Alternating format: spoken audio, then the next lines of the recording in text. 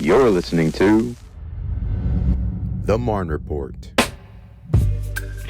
Hey, Fort Stewart Hunter Army Airfield, Daniel Malta here with your latest edition of the Marne Report. Today I'm here with Sheila Lewis, the supervisor at our illustrious education center at Hunter, and Specialist Gaye? Yes. Okay, awesome.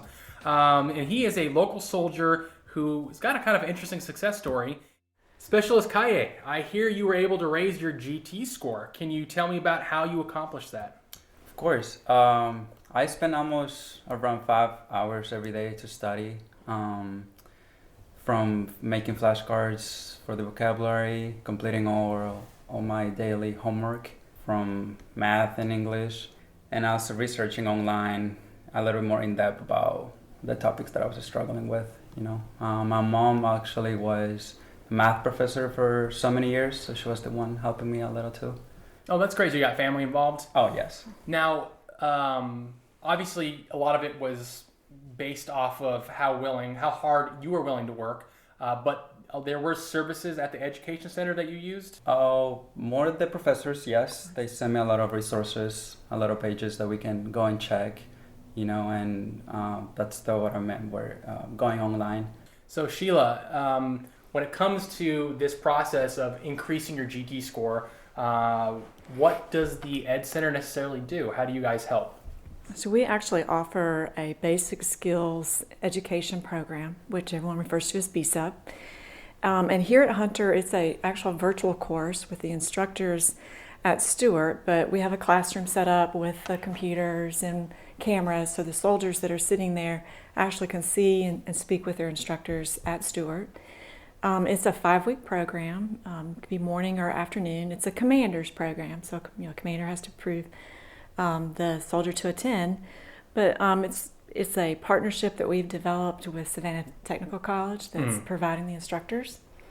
And we have a new schedule out for FY23, but it's something that happens about every 5 weeks at the Hunter Education Center. And this is something that you were a part of, Specialist Kaye? Yes, sir. So when you said online, this is what you were doing? Oh, yes, sir. Yeah, okay. It was online. Is there anything important that we're leaving out, Ms. Lewis, on this program?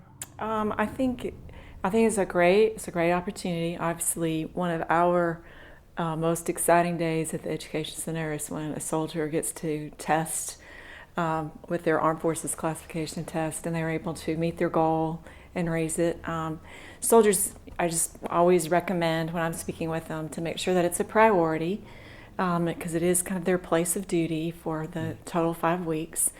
We always encourage flashcards. We have resources to an online tutor, those kinds of things. And we encourage them to continue taking practice tests, as many as they can during that time, to improve their skills.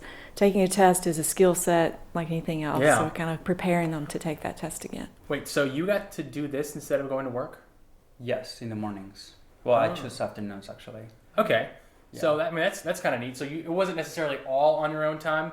No, so in the morning I have to go to work, and then after lunch I was logging online to see the professors and the class and everything. Oh, very cool. Okay, so this is something that your unit kind of had to allow you to do? Yes, that's why she mentioned it has to be by the commander, something that it's a 4187 has to be signed by the commander. Roger. Okay. Well, good on you for going through that, because I know a lot of times, whether it's soldiers, Marine, Coast Guardsmen, just taking that step or asking to be allowed to do something like this can be intimidating. So good on you for going through with that. Also, what was the reason you wanted to increase your GT score? Can you tell me the story behind that? Like, what was the deciding factor here? Yes. So actually my goal is to become an Army aviator, a warrant officer. So to be able to start with that, I had to increase my GT score. So my previous GT score was lower, kind of like, it was a 94. So just to be able to apply and start with all the process, I needed to raise my GT score. Do you think that a lot of the GT score issues that you had to do with language? Oh, yes. When I just joined the Army, I was in this country for a year and a half. So I got the minimum score to join the Army. So over the years, I was able to get my English better, talking to people, practicing, learning. until I just felt ready to take the ASVAB again, and then study. Okay, so you were capable all along. You just needed a little bit of help. Oh, yes. And I'm sure there's a lot of people out there that, whether they're bad at taking tests, they just maybe missed a few things in school, and that's what the program is for, is to kind of help fix any deficiencies, correct? That's correct.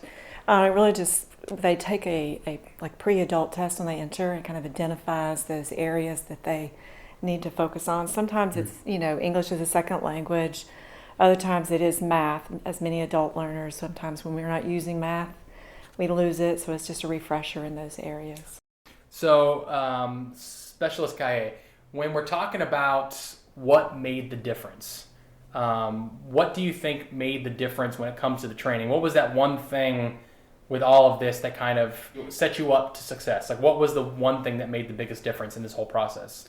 I cannot really think of only just one thing about this, but what I feel like it made the difference was to see the professors, they made you feel, and that they were like determined to make you pass the test, all their homework and asking you to do the homework, all the resources that they gave you, all the links. Something that really helped me was the weekly exams that gave me a really good insight of how the test was going to be. So that was pretty helpful. Anybody else was interested in improving their GD score, but they weren't ready to be as dedicated? Do you think this program is for them? Do you need to be dedicated to succeed here? Yes, because especially you're working on your own time. So definitely, if you don't put the work, then it's not going to show. Okay. Yeah. And then obviously, so with you, there was a goal in mind, right? Now, Miss Lewis, education is really goal-focused. No one steps foot into the education center with at least some type of goal. Can you tell me about some of the major services offered at the Ed Center that can help soldiers or families reach their personal goals? Sure. So BSEP is just one little step on the spectrum that we do. We have all kinds of services, and I just encourage anyone that has an education question of any kind to come and ask. And if we don't know it, we'll research it. But some of the services that we provide: Army personnel testing, so those soldiers that need to take a defense language test or a flight aptitude test. We also provide college counseling, so we have guidance counselors there that provide that. They help you with tuition assistance, credentialing assistance. We have a new platform this past year, Army Ignited.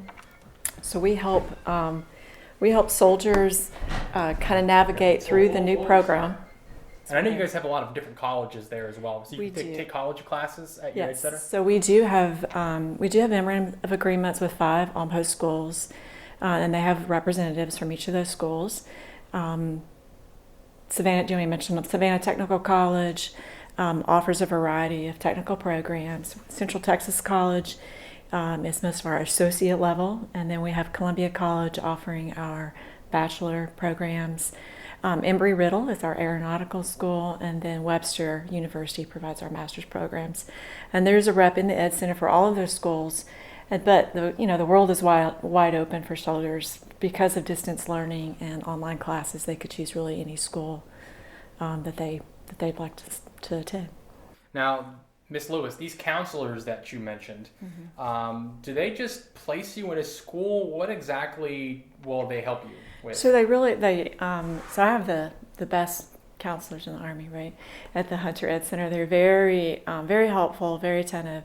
But they talk to soldiers, find out what it is that they're wanting to pursue. And then if they don't know, then they will actually lead them through a career path decides, where it kind of is an interest inventory, to find out what kind of program that they're wanting to pursue. They try to find out what job they might want to pursue after they come out of the Army. Mm-hmm. And sometimes it's while they're in, that supports their current. It could be something that supports their current job in the Army or different, either one. But they help them through all of that. And then our new platform, Army Ignited, they're going to help them with that, to set up their account, complete the tuition assistance request or the credentialing if they wanted to pursue a credential instead. They also offer financial aid to help them with the financial aid applications outside of the Army tuition assistance, scholarship finding. And then if they have any GI Bill questions or transferring those benefits, they can help out with that as well. So if you're considering doing college, or you'd like your family to do college, go to the counselors. That's correct. Okay, that does actually seem fairly helpful. I always thought counselors were just these people that help put you into the right degree program. So that seems pretty all-encompassing. Ms. Lewis, is there anything that we missed that you think is kind of relevant to soldiers to kind of help them pursue their own career goals? I always tell soldiers start today, whether it's just researching schools or considering the options that you have. Just get started on it, one step at a time, and keep pushing, keep moving forward. Sometimes it takes soldiers a while to get through their college career, but it's worth it. It's kind of difference makers in the end for all of them. Mm-hmm. Well, I really appreciate you all sharing all this information, sharing your personal stories, Specialist Kaye, and coming on the Marne Report. Well, folks, for more information on anything having to do with Fort Stewart Hunter Army Airfield, you can log on to our Fort Stewart or Hunter Army Airfield social media platforms or the website. Until next time, stay frosty, Fort Stewart Hunter Army Airfield, and don't give up on those New Year resolutions. It's not even 3 weeks yet. I'm Daniel Malta, signing off. The Digital Garrison app is a one-stop shop for everything you need to know about Stewart and Hunter, with real-time information to keep our military community connected. Users can access a variety of information such as gate hours, an installation directory, weather, installation news and events, online shopping, push notifications, and more. The Digital Garrison app is available for free through your favorite app store. Set your location to Fort Stewart Hunter Army Airfield and you'll never miss a moment.